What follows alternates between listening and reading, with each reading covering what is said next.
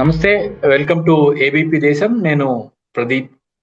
ఇప్పుడు దేశవ్యాప్తంగా ప్రతి చోట కూడా అంటే రాజకీయాలతో పరిచయం ఉన్న ప్రతి ఒక్కరు కూడా ప్రధానంగా మాట్లాడుకుంటున్న విషయం ఎంపీ, ఎమ్మెల్యే స్థానాలు 50% పెరగబోతున్నాయి. పార్లమెంట్‌లో 820 మందికి పైగా కొత్త ఎంపీలు రాబోతున్నారు. అసెంబ్లీలు కూడా ఇప్పుడున్న స్థానాల కంటే 50% పెరగబోతున్నాయంటే ఎలా ఉండబోతుంది అసలు? కొత్త అసెంబ్లీలు, పార్లమెంట్‌లు ఎలా ఉండబోతున్నాయి? అసలు ఈ పెంపుదల ప్రక్రియ ఎట్లా ఉంటుంది? సాధ్యమా? కాదా? ప్రపంచవ్యాప్తంగా ఇట్లాంటి పరిణామాలేమన్నా వేరే దేశాల్లో అనుసరించారా? లేదా? అన్న దానికి సంబంధించి ప్రాక్టికాలిటీకి సంబంధించిన చర్చ దేశవ్యాప్తంగా నడుస్తుంది కాబట్టి, ఈ అంశానికి సంబంధించి మనతో మాట్లాడడానికి పెంటపాటి పుల్లారావు గారున్నారు. ఆయన అనేక దేశాల్లో ఈ పరిణామాలను చర్చించడంతో పాటుగా, ఈ సబ్జెక్ట్‌కి సంబంధించి కొంత లోతైన విశ్లేషణ చేయడానికి మనతో పాటు ఆయన అందుబాటులో ఉన్నారు. నమస్కారం అండి పుల్లారావు గారు. నమస్కారం. సార్ 2029కి 33% మహిళా విమెన్ రిజర్వేషన్స్ అమలు చేయడంతో పాటుగా ప్రస్తుతం ఉన్న ఎంపీల స్థానాన్ని 50% పెంచుతాము. అసెంబ్లీల్లో కూడా ఎమ్మెల్యేల స్థానాన్ని 50% పెంచుతామంటుంది కేంద్ర ప్రభుత్వం. ఈ మేరకు పార్టీలతో కూడా మాట్లాడారు హోంమంత్రి. ఇది అమలు మాత్రమే ఇంకా వెయిట్ చేస్తుంది. ఈ పార్లమెంట్ సమావేశాల్లోనే అందుకు ఇనిషియేషన్ కూడా తీసుకోబోతున్నారంటారు. ఎట్లా ఉండబోతుంది సార్ అసలు మీకు తెలిసి? ఫస్ట్ అండ్ ఫార్మోస్ట్ ప్రతి రాజకీయ పార్టీ ఒప్పుకుంటారు. ఏదో బయటికి ఇలా పెంచుతున్నారు, దక్షిణాదికి అన్యాయం అంటారు, కానీ అందరూ ఒప్పుకుంటారు. ఎందుకంటే పదవులు పెంచుతున్నారు కదా, 50% పదవులు పెరిగిపోతున్నాయి రాష్ట్రాలకి. ఎక్కువ మంది ఎమ్మెల్యేలు వస్తారు, ఎక్కువ మంది ఎంపీలు వస్తారు. ఎవ్వరూ అపోజ్ చేయరు. కొన్ని మాటలు చెప్తారంతే, మాటలతో వదిలేస్తారు. అది దాంట్లో పెద్ద ఈ బిల్లు యునానిమస్ అయిపోతుందా లేకపోతే వాకౌట్తో యునానిమస్ అయిపోతుందా అంతే, ఎవ్వరూ అపోజ్ చేయరు. రెండో పాయింట్ మీరు ఆలోచించవలసింది, ఇది ఎలాంటి ఇంపాక్ట్ ఉంటుంది, ఇది అవసరమా, అది కూడా చాలా ఇంపార్టెంట్. మనకి దేశం దాదాపు 52 నుంచి మనం ఎలక్షన్స్ కండక్ట్ చేస్తున్నాం. ఎన్నో అమెండ్మెంట్స్ చేస్తాం మన కాన్స్టిట్యూయన్సీ.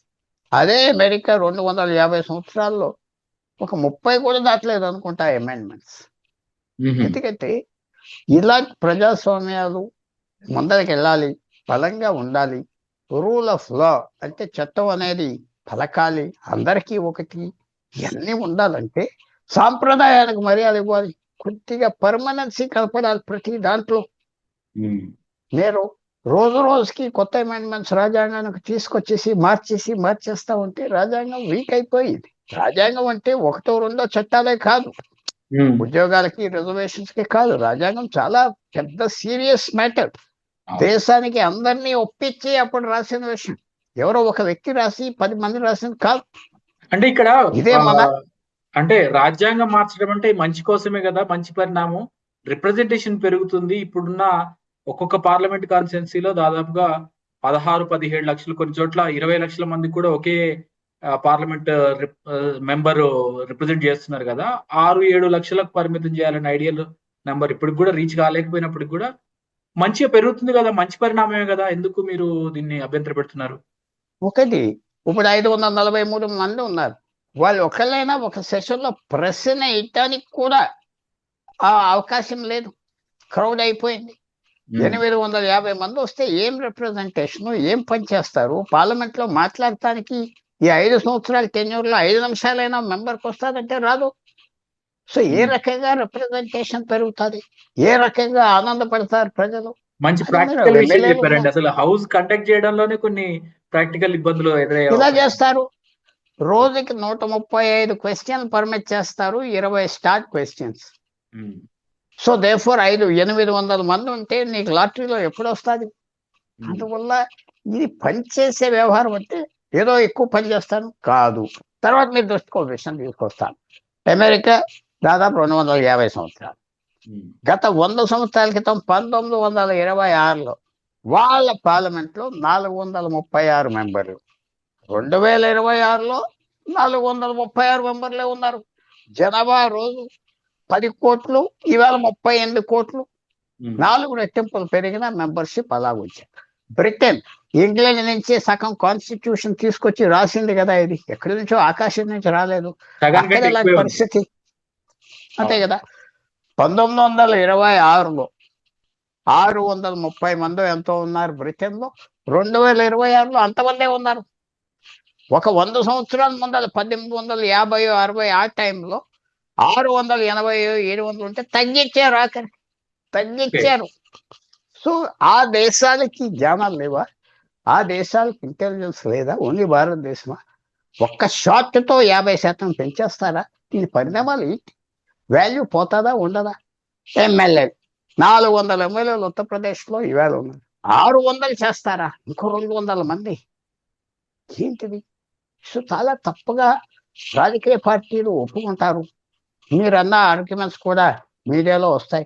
ఇంకా ప్రజలకు సేవ చేస్తారు. మీకు ప్రజలకు ఎవరెవరు సేవ చేస్తున్నారు? ఈవేళ మున్సిపల్ కౌన్సిలర్ చేస్తున్నాడు, మున్సిపల్ చైర్మన్ చేస్తున్నాడు, ఎమ్మెల్యే చేస్తున్నాడు, ఎంపీ చేస్తున్నాడు, ఎమ్మెల్సీ చేస్తున్నాడు. ఇంకెంతమంది చేయాలి? ఎంతమంది ఆ ఓటర్ అందుబాటులో ఉండాలి? సో అందువల్ల నేను ఆ ఆర్గ్యుమెంట్ మీద ఒప్పుకోను. మనం ఆలోచించవలసింది, ఇది మన దేశానికి ఏ రకం ఇంపాక్ట్ వస్తుంది? ఎక్కువ మంది గవర్నర్స్ లో పెట్టేస్తామా? ఇప్పుడే వాళ్ళ పని చూడలేకపోతున్నాం. ప్రోటోకాల్ వాళ్ళకి అందట్లేదు. మీరు ఉదాహరణ చెప్తున్నా, ఆంధ్రప్రదేశ్, తెలంగాణ జిల్లాలు విపరీతంగా పెంచారు. తెలంగాణలో 32 34 ఉన్నాయి, ఆంధ్రాలో కూడా ఏదో ఏదో పెంచారు. ఏం ఉపయోగం వచ్చింది? కలెక్టర్ పరిస్థితి, కలెక్టర్ వాల్యూ పోయింది. కలెక్టర్ పేరు ఎవరికి తెలియదు కూడా. పాయింట్ ఆఫ్ అడ్మినిస్ట్రేషన్ కలెక్టర్ అంటే ఓ 10 మంది ఎమ్మెల్యేలు ఉండేవారు, పనిచేసేవాడు, బాధ్యతగా. ఇప్పుడు ఎవరు? సో అందువల్ల నేను మోర్ ఇస్ బెటర్ అని ఒప్పుకోను.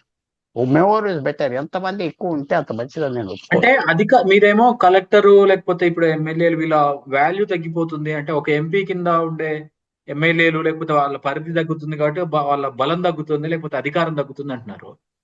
కానీ అధికారాలు సేమ్ కదా, ఎక్కువ మంది రీచ్ కావడానికి అవకాశం ఉంటుంది కదా. ఆ ఆర్గ్యుమెంట్ ఎందుకు మీరు పరిశీలించట్లేదు? అంటే ఒకటి, ఇప్పుడు ఒక ఎంపీ, ఆంధ్రప్రదేశ్ తెలంగాణ తీసుకున్నాం. తెలంగాణ 17 మందికి 25 మంది ఎంపీలు అవుతారు. 119కి 200 మంది ఎమ్మెల్యేలు అవుతారు. ఏంటి ఇంపాక్ట్? ఇంకా ఎక్కువ మంది ఉంటారు. ఎవరు కేటర్ చేస్తారు అడ్మినిస్ట్రేషన్? ఇవన్నీ మీరు ఎస్ పెంచాలి కదా, ఓకే, ఒక 10% పెంచు, చూడు ఎలాగున్నారో, జాగ్రత్తగా ఇల్లు, కన్జర్వేటివ్గా ఇల్లు. ఇది ఒకసారి నువ్వు మార్పు తీసుకొస్తే తగ్గించలేవు. రేషన్లో ఒకసారి ఇంట్రడ్యూస్ చేస్తే నువ్వు తగ్గించలేవు. ఒక ఫ్రీబీ ఇస్తే తీయలేవు. సో ఇది చాలా ఆలోచన లేకుండా స్టెప్ బై స్టెప్ కొద్ది కొద్దిగా పెంచుకుంటూ దాని పరిణామాలు గమనించుకుంటూ వెళ్ళాలంటారు. చెయ్యి. తర్వాత ఇంకో పెద్ద ఆర్గ్యుమెంట్ ఏమొస్తుంది? చాలా ఇంటెలిజెంట్ ఆర్గ్యుమెంట్. అందరికీ 50% పెంచాం కదా, ఉత్తరప్రదేశ్కి పెంచాం, తమిళనాడుకి పెంచాం. తమిళనాడు పాండిచేరికి 40 మంది ఎంపీలు ఉన్నారు, ఉత్తరప్రదేశ్కి 80 మంది. అది 120 అవుతుంది, ఇది 60 అవుతుంది. సో తమిళనాడు ఉత్తరప్రదేశ్కి పూర్వం 40 ఉండే తేడా 60 తేడా అయిపోయింది. మీ అందరి జీతాలు పెంచాను కదా, 50% అంటే ఎలాగా? కింద ఉన్నవాడు 500 రూపాయలు వచ్చేవాడికి, పైన ఉన్న 1,00,000 రూపాయలు వచ్చేవాడికి ఎలాగా? అది ఏ రకమైన ఇప్పటి అంటే ఉత్తర ఎలా చేస్తుంది? అంటే నార్త్ సౌత్ మధ్య డివైడ్ ఇంకా పెరుగుతుంది అంటే వాళ్ళ ప్రాబల్యంలో తేడా వస్తుంది అంటారు. పూర్తిగా వస్తుంది కదా. ఇప్పుడు 131 100 ఎంతో మంది ఉన్నారు 543కి, అది 850కి 200 అవుతాయి. క్వార్టర్ కంటే తక్కువ అయిపోతుంది. నువ్వు కనపడవు, నీ వాల్యూ తగ్గిపోతుంది, ఏరియాలు తగ్గిపోతాయి, చిన్న చిన్న రాష్ట్రాలుగా అవుతాయి. పెద్ద రాష్ట్రాలు, జాయింట్ రాష్ట్రాలు ఉంటాయి, 5 6. వాళ్ళ బలం పెరుగుతుంది. అందువల్ల ఇవన్నీ ఆలోచించుకోవాలి. Correct sir. అంటే హిందీ హార్ట్లాండ్, ముఖ్యంగా ఉత్తరప్రదేశ్, బీహారు, వెస్ట్ బెంగాల్, మహారాష్ట్ర, మధ్యప్రదేశ్, ఛత్తీస్గఢ్ ఈ రాష్ట్రాల్లో జాతీయ పార్టీలు బలంగా ఉన్నాయి కాబట్టి జాతీయ పార్టీలో బలం పెరుగుతుంది, ప్రాంతీయ పార్టీలు ఇప్పుడున్న బార్గెనింగ్ పవర్ వాళ్ళకి తగ్గుతుంది అనే ఆర్గ్యుమెంట్ ఎంతవరకు కరెక్ట్ అంటారు? దాని మీద మీ విశ్లేషణ ఏంటి? ఒకటి, రీజనల్ పార్టీలు కొంతవరకు ఆటోమేటిక్ గా కొన్ని రోజుల తర్వాత ప్రతి రీజనల్ పార్టీ బలం తగ్గిపోతాయి. మీరు అది సంఖ్య పెరిగినా సరే, రీఆర్గనైజేషన్ పెరిగినా ఆ పార్టీ పోతుంది. చూడండి, పట్నాయక్ పార్టీ తగ్గిపోతా వస్తుంది. అలాగే మా బహుజన్ సమాజ్ పార్టీ తగ్గిపోయింది, శివసేన తగ్గిపోతుంది. అది నేచర్. ఎందుకంటే రీజనల్ పార్టీలు ఒక ఇండివిజువల్ తో లింక్ ఉంటారు. ఇండివిజువల్ బాగా పెరిగేటంటే బాగా ఓట్లు వస్తాయి, తగ్గేటంటే ఫినిష్ అయిపోతాయి. అకాలీదళ్ 100 సంవత్సరాల పార్టీ కుదేలైపోయింది. శివసేన 60 సంవత్సరాల పార్టీ దిక్కులేదు, నవీన్ పట్నాయక్ మీదే ఆధారపడి ఉన్నది. సో ఇవన్నీ ఉన్నాయి. రీజనల్ పార్టీస్ కున్న ప్రాబ్లం, వాళ్ళ తత్వం, వాళ్ళ నేచర్. సో దీనికి దానికి నేను కలిపి పెట్టాను. ముఖ్యంగా దేశానికి ఇది కరెక్టా కాదా? నువ్వు 540 మంది నుంచి 850 చేస్తావా? 800 ఏంటిది? ఏమో లెక్క, అభిప్రాయం ఏంటి? అది నేను అనుకుంటున్నా. ఇది వాల్యూ. ఒక ఎంపీ ఉన్నదంటే ఆ వాల్యూ అనుకుంటా. అది ఆల్రెడీ మీరు ఇంకో విషయం కూడా మైండ్లో పెట్టారు. ఇది ప్రజాస్వామ్యం.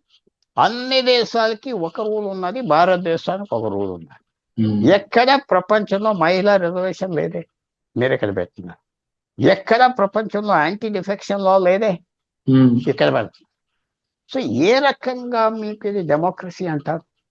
ఇలా సీట్స్ పెంచేస్తారు, మాట్లాడితే ఇది చేస్తారు. సో ఇది చాలా ఇంట్రెస్టింగ్ ఆర్గ్యుమెంట్ సార్. అంటే మహిళా రిజర్వేషన్ లేకపోతే యాంటీ డిఫెక్షన్ యాక్ట్లు ప్రపంచవ్యాప్తంగా ఎక్కడ లేవా? ఎక్కడా లేవు, ఎక్కడా లేవు. ఏదో ఎక్కడో ఒక డిక్టేటర్ ఎక్కడో పెట్టేయడమో కానీ ఎక్కడా లేవు. అది హక్కు ఎమ్మెల్యేకి ఎంపీకి నిలబడడానికి. నువ్వు కాసుకోవాలి. ప్రజాస్వామ్యంలో ముఖ్యమంత్రి ప్రధానమంత్రి కాసుకోవాలి. అది డెమోక్రసీ, అది పార్లమెంటరీ డెమోక్రసీ. ప్రధానమంత్రి ఏ దేశంకైనా మెజారిటీ ఉన్నంత కాలమే ప్రధానమంత్రి. సో వాడు వెళ్ళిపోతున్నాడు, కాసుకుంటాడు. అది వెళ్ళటానికి వీలు లేకపోతే అదేం ప్రధానమంత్రి? సో ఇక్కడంతా మీరు ఏం చేస్తున్నారంటే న్యాచురల్గా పాలిటిక్స్ జరగనవట్లేదు. పాలిటిక్స్ అంటే నీకు ఇష్టం లేకపోతే పాలిటిక్స్లో దిగొద్దు. ఆ ముఖ్యమంత్రి ప్రధానమంత్రి రోజు కాసుకోవాలి. అందరూ హ్యాపీగా ఉన్నారా, నా మెజారిటీ నాకు ఉన్నదా చూసుకుంటా, ఎలర్ట్గా ఉండాలి. బ్రిటన్లో 6 ప్రధానమంత్రులు 10 సంవత్సరాల్లో, ఫ్రాన్స్లో ఎంతమంది ప్రధానమంత్రులు, ఇటలీలో గత 80 సంవత్సరాల్లో 60 ప్రధానమంత్రులు, కొంతమంది తిరిగి రెండోసారి వచ్చారు, మెజారిటీ పోయిన వెళ్ళిపోతారు. జపాన్ ఏ గవర్నమెంట్ 6 సంవత్సరాలు ఉన్నారంటే విశేషం, 6 సంవత్సరాలు ఉన్నారంటే విశేషం. 3 సంవత్సరాలు 2 సంవత్సరాలు గుడ్ బై. సో ఇక్కడ అంటే పదవి ప్రమాణం ఉందంటేనే జాగ్రత్తగా ఉంటారు, ఆన్సరబుల్ ఉంటారు అనేది మీ ఉద్దేశం? సో ఇది ఏ రకమైన డెమోక్రసీ? నేనేదో ఖండించట్లేదు, అది నాకు అందరూ చెప్పాలి. ఎక్కడా లేని ఇక్కడ తీసుకొచ్చి పెడుతున్నారు. ఇది డెమోక్రసీయా, ఇండియన్ డెమోక్రసీయా, లేకపోతే ఏం డెమోక్రసీ ఇది? అది అందరూ ఆలోచించుకోవాలి. రాజ్యాంగం అంటే ఏదో 1, 2 చట్టాలు నాకు ఇష్టం వచ్చింది కాదు. ఇది మొత్తం ఆ సెంటిమెంట్. అదొక పెద్ద పవిత్రమైనది, కదపకూడదు, ఈజీగా తిప్పకూడదు, జాగ్రత్తగా ఉండాలి, కొన్ని సంవత్సరాలు చేసుకోవాలి, 100 సంవత్సరాల తర్వాత మార్చాలి. ఇది పొద్దున్న లేస్తే మారుద్దాం, మధ్యాహ్నం లేస్తే మళ్ళీ మారుద్దాం, ఇంకో ఏమంటే చీప్ చేస్తున్నారు డెమోక్రసీ. లేదు దీంట్లో జాతీయ పార్టీల ఒక స్వార్థపూరిత ఆలోచన ఏమైనా కనిపిస్తుందా మీకంటే? వాళ్ళు మన పార్టీ కొంచెం మరింత స్థిరంగా ఎక్కువ శాశ్వతంగా ఉండొచ్చు అని బీజేపీ లాంటి పార్టీల మీద విమర్శిస్తుంది కదా, అది ఇదిగో best laid plans of men and mice go awry అని పెద్ద సామెత ఉన్నది. మనుషులు ఎలకలు వేసే ప్లాన్లు ఎప్పుడు అవ్వవు. వీళ్ళు ఎన్ని ప్లాన్లు వేసుకున్నా అనుకున్నట్టుగా ఏది సామెత మళ్ళీ సరే చెప్పండి. The best laid plans of men and mice go awry అంటే అంతా ప్లాన్లు వేసుకుంటారు జీవితాల్లో. ఎలక కూడా వేసుకుంటాది. అయ్యే పదావో ఇలా చేస్తా అలా చేస్తా ఈడికి ఓటిప్పిస్తా, అది ఎక్కడ జరిగినాయి? ఎక్కడ జరిగినాయి? 2014లో కాంగ్రెస్ పార్టీ మళ్ళీ అధికారంలోకి వస్తుంది అని అనుకున్నారు కదా. ఎవరైనా 50 సీట్లు వస్తాయి అనుకున్నారా? ఎన్ని ప్లాన్లు వేశారు, ఎన్ని చట్టాలు తీసుకొచ్చారు, రాష్ట్రాలు విడదీశారు, ఆ ఓట్లు వస్తాయి. తెలంగాణలో 2 ఇచ్చారు ఎంపీలు 15కి. అది గొప్పతనం ఆ తెలంగాణ ప్రజలు. ఆంధ్రప్రదేశ్లో సరే తుక్కుగా గెట్టేశారు, ఫెయిల్ అయిపోయి. మళ్ళీ 2024లో 300 సీట్లలో వస్తాయనుకున్నారు, 240తో ఆగినాయి. ఎన్ని ప్లాన్లు వేసినా చాలా కేర్ఫుల్గా ప్రజల దగ్గరికి వెళ్ళేటప్పటికి ఇతను పర్వాలేదు, ఈ నాయకుడు పర్వాలేదు అని ఉంటే వాడికి లైఫ్ ఇస్తారు. వీడు మరీ ఎక్స్పెరిమెంటేషన్ చేస్తున్నాడు, మరీ అల్లరైపోతుంది, మరీ గొడవలు వస్తున్నాయి రోజు. కష్టం. నేను అనుకుంటున్నా భారతదేశానికి డెమోక్రసీకి సాంప్రదాయం మీద వెళ్ళాలి. ఊరికినే మార్పు తీసుకురాగలను, నాకు మెజారిటీ పార్లమెంట్లో ఉన్నదంటే ప్రమాదమైన రోజులు మాత్రం వస్తాయి.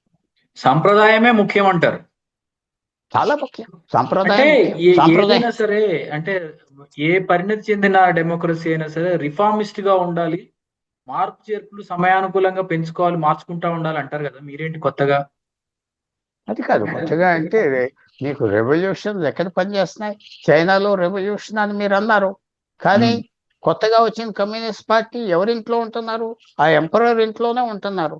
ఉమ్, కొత్తగా వచ్చిన కమ్యూనిస్ట్ పార్టీ 80 సంవత్సరాల క్రితం చైనాలో 2000 సంవత్సరం బట్టి ఉన్న పరిపాలన విధానం, గవర్నెన్స్, కన్ఫ్యూషియస్ గురువుగా పెట్టుకుని అలా చేస్తున్నారు. ఏమీ ఎక్కడ చక్రవర్తి ఏం చేశాడో 1000 సంవత్సరాలు ఒకటి కమ్యూనిస్ట్ పార్టీ అదే చేస్తుంది, ఉమ్, ఉమ్, అదే చేస్తుంది. ఉమ్. వ్లాదిమిర్ పుతిన్ ఏం చేస్తున్నాడు రష్యాలో?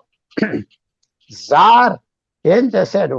రష్యన్ ఎంపరర్ చక్రవర్తి 500 సంవత్సరాలు అదే చేస్తున్నాడు. ఆయన ఏం పట్టింది? అదే చేస్తున్నాడు. పుతిన్ కూడా యుక్రెయిన్ శాశ్వత మాది నా అధ్యక్షుడు తాత అయిపోయాడు కదా, ఆయన కూడా చక్రవర్తి లాగా అయిపోయాడు, జారు లాగా అయిపోయాడు, జారు చేసే పనులు చేస్తున్నాడు. సో అది సాంప్రదాయమే కదా. ఏంటి పెద్ద రెవల్యూషన్ ఎక్కడ తీసుకొచ్చాడు? చైనా రెవల్యూషన్ ఏంటి అంటే అది సాంప్రదాయం. రెవల్యూషన్ అంటే రెజ్యూమ్ చేంజ్ అంతే. అంతవరకు నాకు కనపడుతుంది. ఎవరు వచ్చినా సేమ్ థింగ్ కంటిన్యూస్. అందువల్ల భారతదేశానికి ముఖ్యంగా చెప్పాలంటే ఇది ఇలాంటి పనులు ఆలోచించి చేయాలి.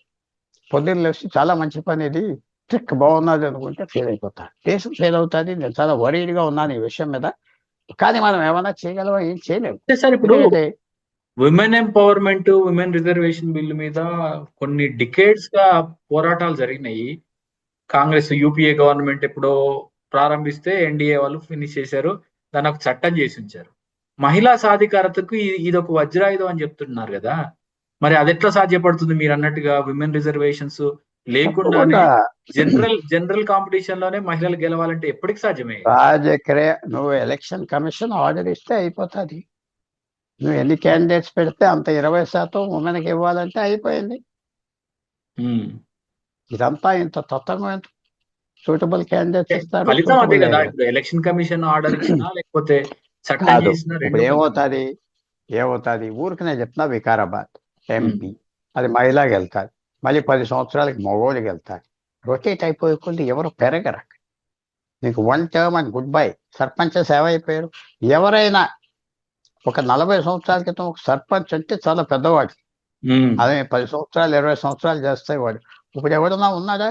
సర్పంచ్ కూడా వాడు ఎలక్ట్ అయిన రోజున అంటున్నాడు, మళ్ళీ నేను పోటీ చేయలేని పదవికి గుడ్ బై అంటున్నాడు. ఎవరు పెరగట్లేదు కాబట్టి అథారిటీ లేదు ఎవరి దగ్గర, ప్రజల దగ్గర అథారిటీ లేదు. అథారిటీ పోతాను, అథారిటీ ఉండాలి మనిషి దగ్గర, పాలిటీషియన్ దగ్గర. మరి అది కూడా ఒక ప్రమాదమే కదా సరే. ఒక చోట రిజర్వేషన్ ఇది పలానా అని చెప్పి అక్కడ లీడర్షిప్ అదే ఉండేలా రిజర్వ్ చేస్తే, రెండో నియోజకవర్గంలో ఆ సామాజిక వర్గమో లేకపోతే ఆ జెండర్ ఎదగడానికి అవకాశం ఎక్కడి నుంచి వచ్చినట్టు? ఒకనప్పుడు మనకి 22% రిజర్వేషన్స్ ఉండేవి. దాంట్లో 7% ట్రైబల్ది, సాధారణంగా ట్రైబల్ ఏరియాస్ కాబట్టి ఫిక్స్డ్ అయిపోయి ఉండేది. ఈ 14% అక్కడక్కడ మార్చేవారు 20 సంవత్సరాలకి.